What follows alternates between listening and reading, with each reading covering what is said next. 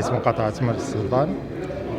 هذا اللقاء هذا مهم جدا لأن غادي نتحدثوا ونتكلموا في الشق التنظيمي ديال عمالة البرنوسي، ولكن الدار البيضاء بصفة عامة على التواصل مع المواطنين كمنتخبين. وهذا شيء اللي هو من المفروض دائما يكون.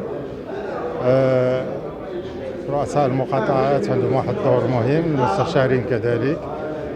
يمكننا نقولوا بأن العمل اللي غادي يرتكز على الجوانب المهمة اللي هي كيطلبها المواطن واللي كاينه في البرنامج ديال الحزبي من الناحية الاجتماعية.